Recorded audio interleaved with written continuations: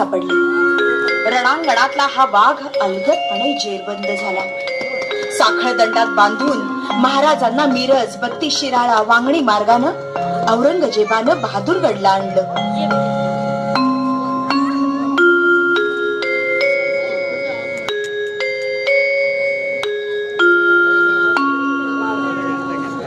चल चल अंदर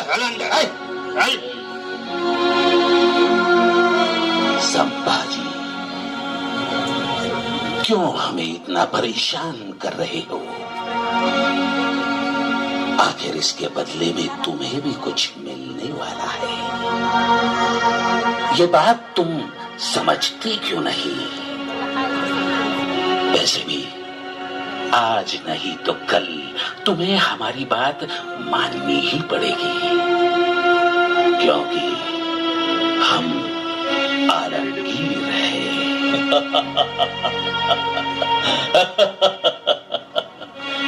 जहां पना खुद के बाप को पकड़ने वालों को आलमगीर नहीं पिदरगीर कहते हैं.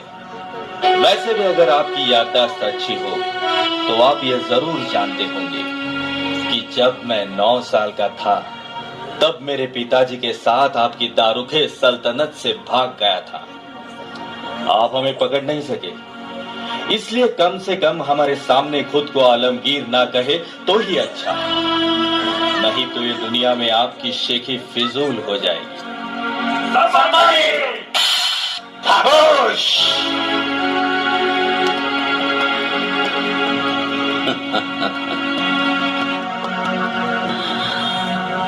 नादान है अभी तक ये. इसके बाद का इतना बुरा नहीं मानना चाहिए.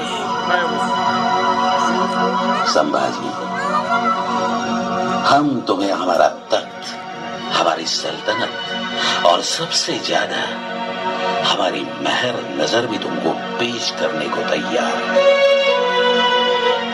और इसके बदले में हम तुमसे चाहते भी क्या है कि सिर्फ तुम. आलमपना, मेरी समझ में ये बात नहीं आ रही है कि आप इतनी सी बात पाने के लिए इतना कुछ खोने को तैयार क्यों हैं? वैसे भी आप जिसे अपना तख्त और सल्तनत कह रहे हैं वो आपकी है ही कहां? खुद के बाप और बड़े भाइयों को मारकर ही तो आपने वो हासिल की है. एक बात अच्छी तरह से सुन ले तो अच्छा होगा. जैसे आपको आपका मजहब प्यारा है, वैसे मुझे भी अपना ये हिंदू धर्म अपने जान से भी ज्यादा प्यारा है. और जब तक इस बदन में जान है तब तक मैं उसे नहीं बदल सकता. और धर्म कोई बेचने की चीज थोड़ी है. हर आदमी अपने मजहब के साथ पैदा होता है और उसी के साथ ही मरता है. संभाजी!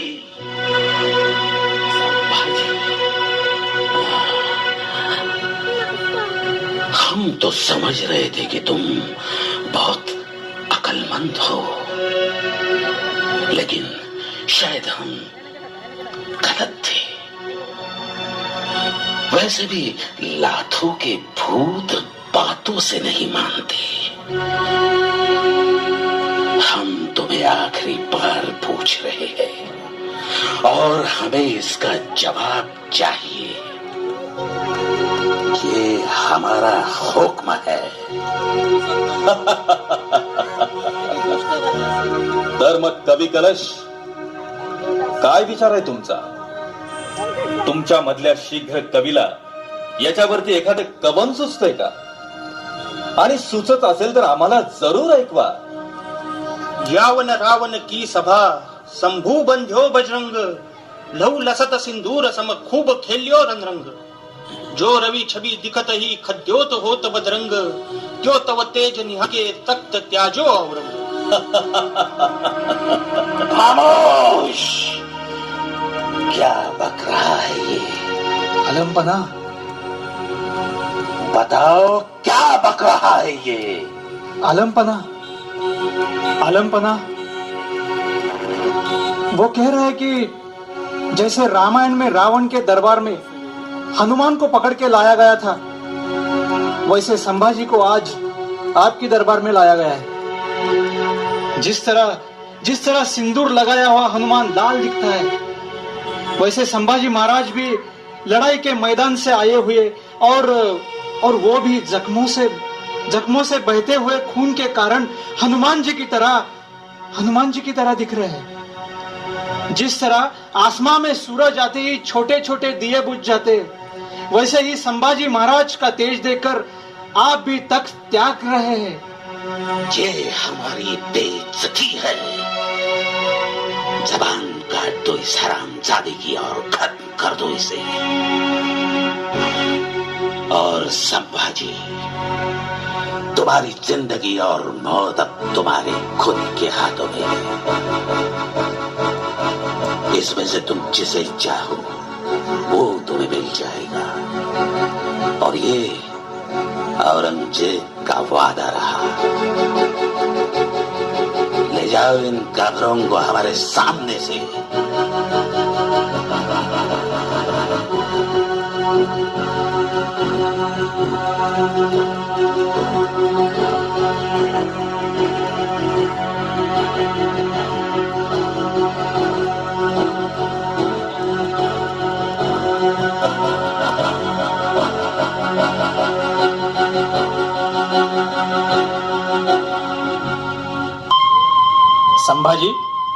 संभाजी, आखिर तुम इतनी जिद क्यों कर रहे हो? शायद तुम्हें मालूम नहीं, पेशावर से तंजावर तक सिर्फ इस्लामी सल्तनत हो, यही आलमपना की जिंदगी की सबसे बड़ी ख्वाहिश है।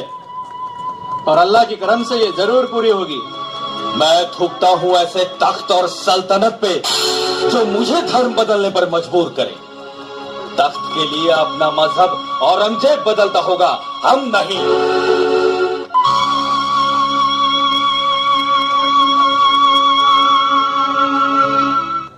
आलमपना, लाख समझाने पर भी वो मान नहीं रहा है। और बस,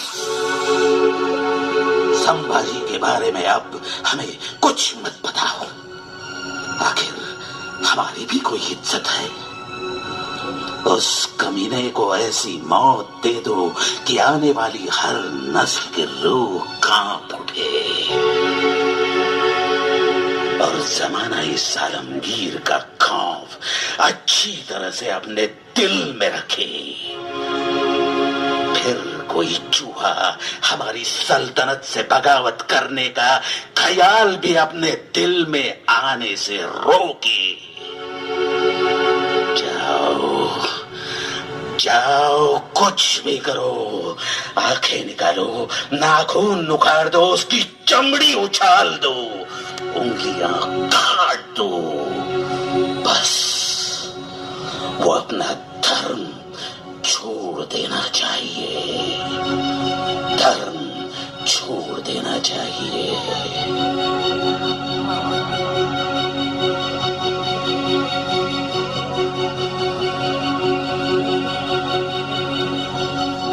नैनम छिन्दन् विशस्त्राणि नैनम दहति पावकः न चैनम क्लेद्यन्त्यापो न शोषयति मारुतः। तोडशील माझी बोट, कापशील माझे पाय, माझे डोळे काढशील, चामडी सोलशील, पण औरंगजेबा, हे शरीर म्हणजे संभाजी नाही। या शरीराचा मोह मी कधीच सोडला आणि माझ्या आत्म्याला वश करणं तुलाच काय, पण ब्रह्मदेवालाही शक्य नाही।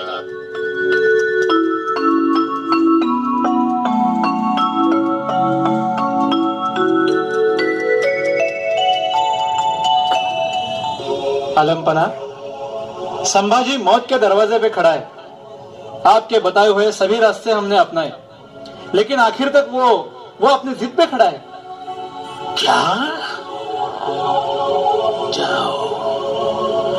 जाओ, खत्म कर दो उसे। परसों काफिरों का नए साल का त्योहार है। उसका सिर काट कर भाले में खोप कर उसकी बारात निकालो, ताकि नए साल का जश्न मनाने की बजाय काफिर उनके बादशाह का मातम मनाए। जाओ। हमने हमारे पुरखों की शान रखने की दिलोजाह से कोशिश की, हमारे सल्तनत को अफगान और उससे भी आगे तक फैलाया। खुद को अल्लाह का बंदा समझकर अपने मजहब को सारे दुनिया में पहुंचाने का पाक काम किया। पूरे सल्तनत को अपने खौफ, ताकत और अक्लमंदी से महफूज रखा। लेकिन जिंदगी के इस आखिरी मकाम पर इस लड़के की जिद के सामने ये औरंगजेब आखिर हार ही गया। आमीन।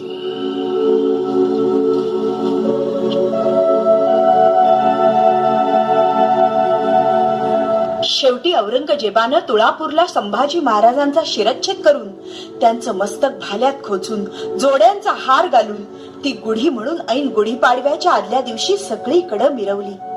पण त्याचा परिणाम इतका विपरीत झाला की शिवाजी महाराजांनंतर झोपलेला हिंदूंचा स्वाभिमान उफाळून पुन्हा वर आला आणि या हिंदुस्थानच्या इतिहासात मोगलांची देखील सत्ता होती हे देखील लोक विसरून गेले। औरंगजेब नामशेष झाला। अटके पार भगवे झेंडे फडकवणाऱ्या मराठी सैन्याच्या यशाचं गमक हे धर्मवीर संभाजी महाराजांचं बलिदान हेच होतं। अशा या धर्मवीर छत्रपती संभाजी महाराजांना आमचा मानाचा मुजरा।